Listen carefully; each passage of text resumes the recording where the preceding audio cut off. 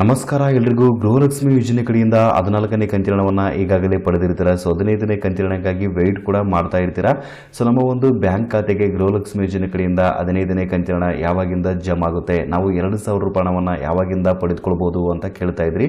ಇನ್ನು ಗೃಹಲಕ್ಷ್ಮಿ ಯೋಜನೆ ಕಡೆಯಿಂದ 15ನೇ ಕಂತಿನ ಯಾವ ಜಿಲ್ಲೆಗಳಿಗೆ ಬಿಡುಗಡೆ ಮಾಡ್ತಾರೆ, ಮೊದಲು ಗೃಹಲಕ್ಷ್ಮಿ ಯೋಜನೆ ಕಡೆಯಿಂದ 15ನೇ ಕಂತಿನ ಯಾವ ಜಿಲ್ಲೆಗಳಿಗೆ ಹಣ ಜಮಾಗಲು ಶುರುವಾಗುತ್ತೆ, ಸೊ ಇದ್ರ ಬಗ್ಗೆ ಮಾಹಿತಿ ತಿಳಿಸ್ಕೊಡಿ ಅಂತ ಕೇಳ್ತಾ ಇದ್ರಿ.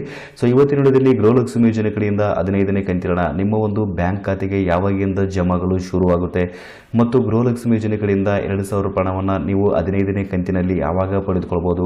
ಇನ್ನು ಸ್ವಲ್ಪ ಜನ ಹೇಳ್ತಾ ಇದ್ದಾರೆ ಗೃಹಲಕ್ಷ್ಮಿ ಯೋಜನೆ ಕಡೆಯಿಂದ 15ನೇ ಕಂತಿನ ಈಗಾಗಲೇ ಬಿಡುಗಡೆಯಾಗಿದೆ, ಮಹಿಳೆಯರ ಬ್ಯಾಂಕ್ ಖಾತೆಗೂ ಕೂಡ 15ನೇ ಕಂತಿನ ಬಂದಿದೆ ಅಂತ ಹೇಳ್ತಾ ಇದ್ದಾರೆ. ಅದು ನಿಜನಾ ಅಥವಾ ಸುಳ್ಳ ಅಂತ ಕೇಳ್ತಾ ಇದ್ರಿ. ಸೊ ಇದ್ರ ಬಗ್ಗೆ ನಾನು ಇವತ್ತಿನ ವಿಡಿಯೋದಲ್ಲಿ ನಿಮಗೆ ಮಾಹಿತಿನ ತಿಳಿಸ್ಕೊಡ್ತಾ ಇದ್ದೀನಿ. ಸೊ ಅದಕ್ಕಿಂತ ಮುಂಚೆ ತಮ್ಮಲ್ಲಿ ಒಂದು ಸಣ್ಣ ರಿಕ್ವೆಸ್ಟ್, ತಾವು ಇನ್ನೂವರೆಗೂ ನಮ್ಮ ಒಂದು ಚಾನಲ್ನ ಸಬ್ಸ್ಕ್ರೈಬ್ ಮಾಡಿಲ್ಲ ಅಂತಂದರೆ ದಯವಿಟ್ಟು ನಮ್ಮ ಒಂದು ಚಾನಲ್ನ ಸಬ್ಸ್ಕ್ರೈಬ್ ಮಾಡಿ, ಹಾಗೂ ಈ ಒಂದು ವಿಡಿಯೋಕ್ಕೆ ಪ್ರತಿಯೊಬ್ಬರು ಕೂಡ ಒಂದು ಲೈಕ್ನ ಮಾಡಿ. ಸೊ ಈ ಒಂದು ವಿಡಿಯೋನ ಪೂರ್ತಿಯಾಗಿ ನೋಡಿ. ಗೃಹಲಕ್ಷ್ಮಿ ಯೋಜನೆ ಕಡೆಯಿಂದ ಈಗಾಗಲೇ 14ನೇ ಕಂತಿನವನ್ನು ಕೂಡ ಪಡೆದಿರ್ತೀರಾ. ಸೊ 15ನೇ ಕಂತಿನಕ್ಕಾಗಿ ವೆಯ್ಟ್ ಕೂಡ ಮಾಡ್ತಾ ಇರ್ತೀರಾ, ಅಂದರೆ ಕಾಯ್ತಾ ಇರ್ತೀರಾ.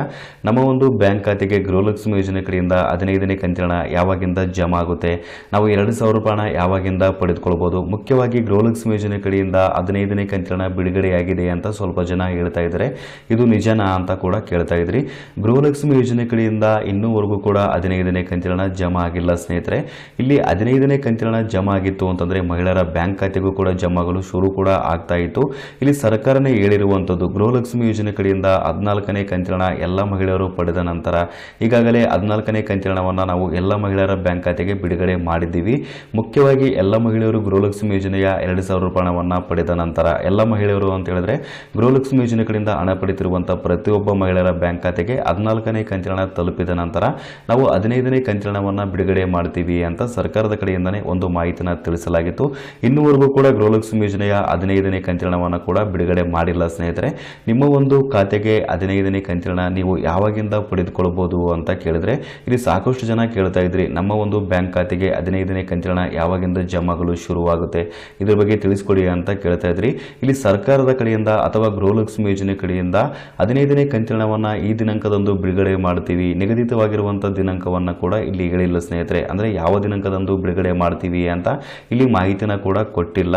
ಸೊ ಇಲ್ಲಿ ಯಾವ ದಿನಾಂಕದಂದು ಬಿಡುಗಡೆ ಆಗಬಹುದು ಅಂತ ಕೇಳಿದ್ರೆ ನವೆಂಬರ್ 25ನೇ ತಾರೀಕಿಂದ ಡಿಸೆಂಬರ್ 10ನೇ ತಾರೀಕೊಳಗಡೆ ಗೃಹಲಕ್ಷ್ಮಿ ಯೋಜನೆಯ 15ನೇ ಕಂತಿನ ಬಿಡುಗಡೆ ಆಗುವಂತ ಸಾಧ್ಯತೆ ಇರುವಂತದ್ದು.